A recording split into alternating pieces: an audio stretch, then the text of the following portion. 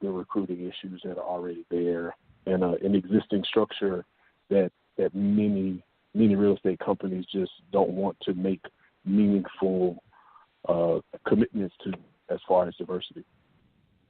Yeah, because you actually bring up an interesting point. I also wonder, do we even think enough about when you talk about the real estate market and definitely the luxury market, I know we don't think about that enough, but do we even think enough about the mall market? Because like I said, I know that there is an African-American owned space that is owned by the Hesters that is right across from the HARMONICA Heritage Center, but then we also have spaces that are up for sale. Like there's, I believe, Northgate, which is one of our malls, is under possible foreclosure.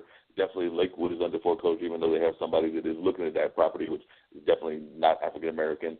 But I sometimes think that even when we see failing properties that are even in the mall market, that we don't even consider the possibility of jumping into that game. And I mean, like I said, Aisha's originally from Detroit, and we know that they've had all kinds of depression and things of that nature in terms of their economy and everything. But I was just wondering to hear from both of you if you feel that we do enough research into trying to even get engaged in the business world. Yeah, I mean, I think I guess I'll address that first because I suspect that I have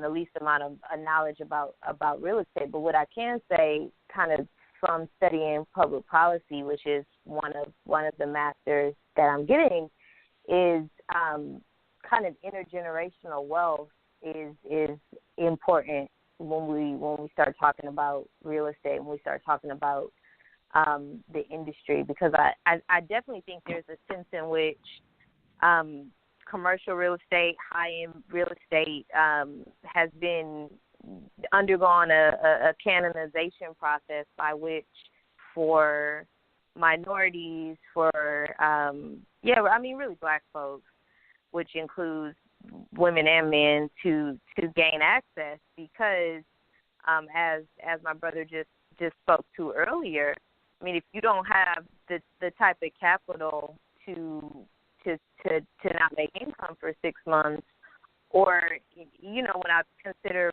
what has happened in Detroit with a city that's mostly black, but commercial real estate is really in the hands of non-black people. There's a wealth deficit in our community, and it's difficult for us to ascend into the realm of real estate in a meaningful way while people are supporting their family or paying off large amounts of debt. And so I don't know how we can remedy that. Aisha, but that actually raises up an interesting question, because there was a time frame, and actually I may just hear from both of you about this, but there was a time frame, speaking even of our own religious background and our church background, that we had that whole concept of the prosperity ministry, which is supposed to be about building wealth within our communities, but a lot of times it seems to be about building wealth within certain people's communities or certain people's pockets and everything, but not enough of the community building. And that's one of the things that I think that some of the other groups that are out there did a better job of. And I'm not saying that I'm pro them or anti them, but it does seem like some of our Muslim brothers did a better job of actually investing in the community, whereas some of our Christian churches only talk the talk about doing it and didn't necessarily do it in truth. And a lot of that was that whole popularity at one point of prosperity ministries, which was about supposedly building our wealth as people while also understanding our faith background. Yeah, I don't necessarily think the prosperity gospel was particularly outward reaching. To me, that seemed to talk about kind of wealth building for individuals and this idea that if you're favored by God, you would be blessed. I can't say that I feel like one of the tenets of the prosperity gospel was that kind of the community would be blessed by our individual kind of wealth building. But I mean, I definitely think that there are some kind of churches, faith communities that try to be intentional about helping budget and manage the resources that they have.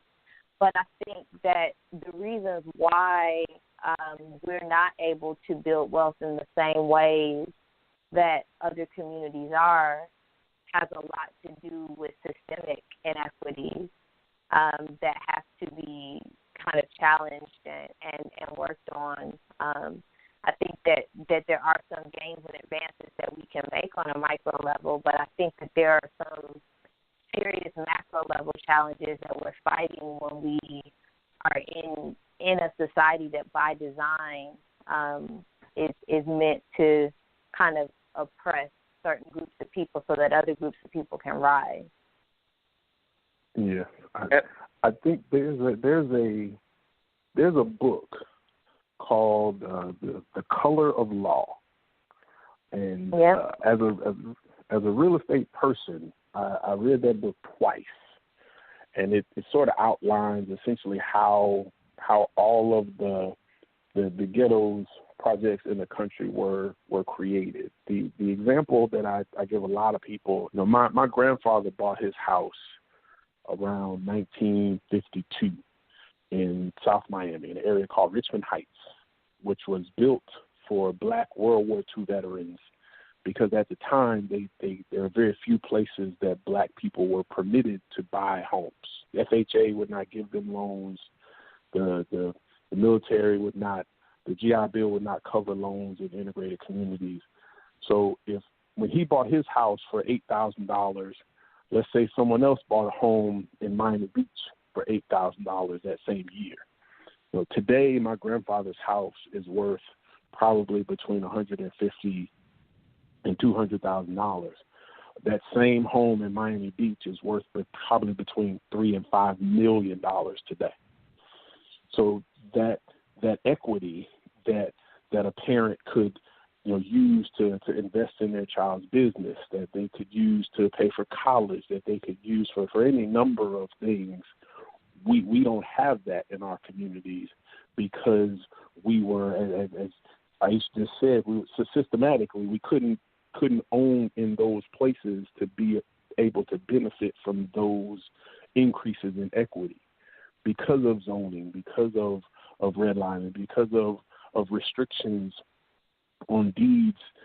If you go down to any courthouse in the country and pull up a deed on a property that was bought before 1950 in certain parts of the city, it's written on the deed that Black people cannot live here. These homeowners associations had covenants like that said that there are cemeteries in Atlanta that have it written into their laws that Black people can't be buried here. So these are things that have to be addressed.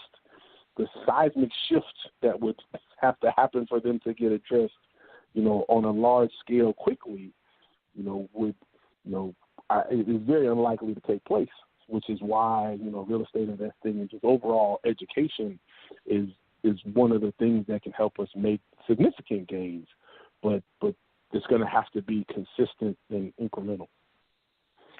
And that actually brings up another question, and I still want to focus on real estate to some degree, but I want to get back to something else that Aisha will be even more aware of and more interested in and everything. But that's, speaking of seismic changes, one of the other seismic changes that I know we probably need to have in our society is within the church, and that's having more leadership of women in control. And I know that you're getting your theology degree, and I was wondering if that's still an issue, because it seems to me that whenever I look at most of the major churches, they are predominantly women in the congregation for the most part, but in terms of leadership roles, I'm not seeing enough of us having leadership roles in terms of being the actual point person. I'm not saying there aren't churches that are run by women, but it doesn't seem like there's enough of it in reference to the amount of the population that women make up in society.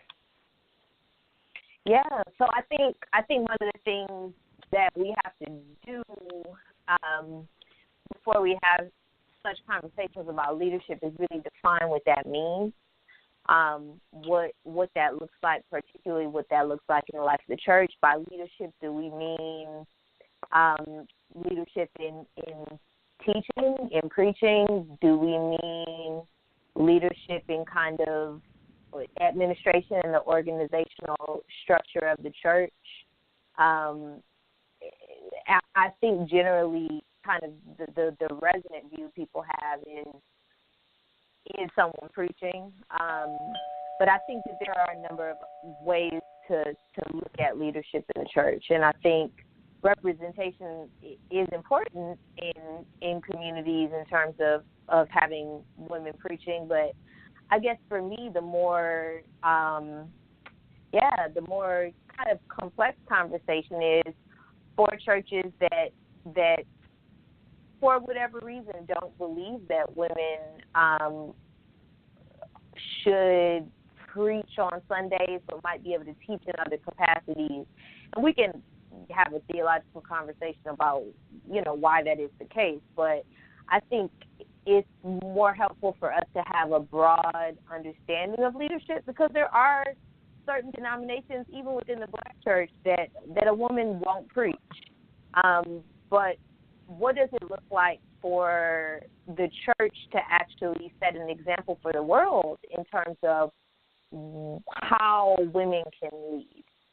What does leadership look like, and how men in the church can affirm the gifts and talent women have that are in some ways like theirs and in some ways very different.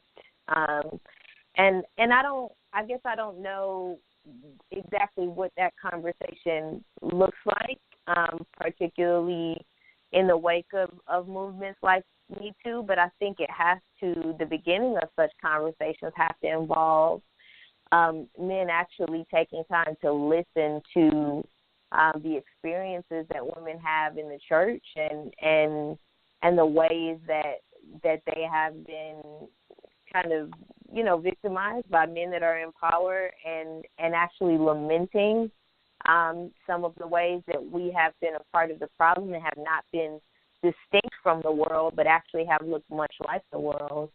And then taking steps to move forward, whatever moving forward looks like in that particular church context and for that community. Yeah, definitely. I can see that would be a good conversation to be had and everything.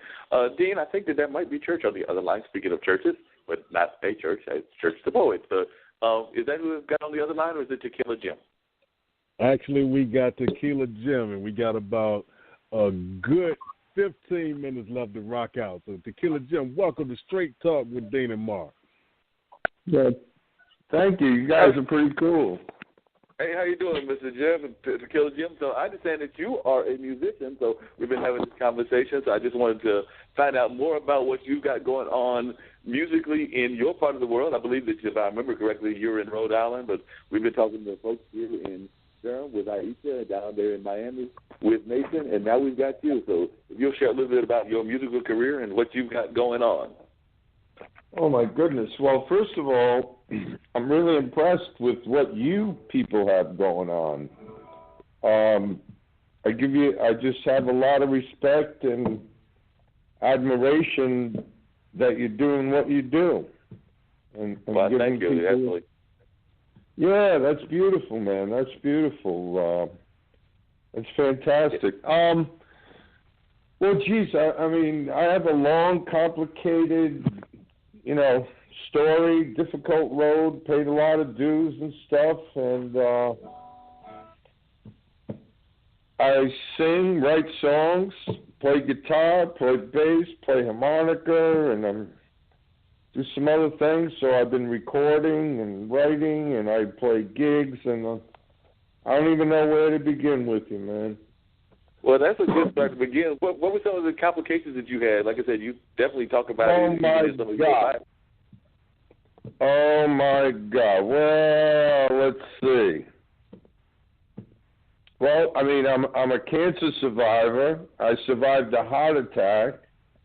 I had acute major depression. So I dealt with that. So that I had electric shock therapy. I mean, this isn't all last week. I mean, this is over the years, Right. And you've definitely gone. Go ahead. Pardon me? I said you've definitely gone through a lot. There's no doubt about that. And Dean can actually relate. He's actually been a multiple stroke survivor and things of that nature. So really? he's actually had a multitude of those. He's also had fights with Crohn's disease.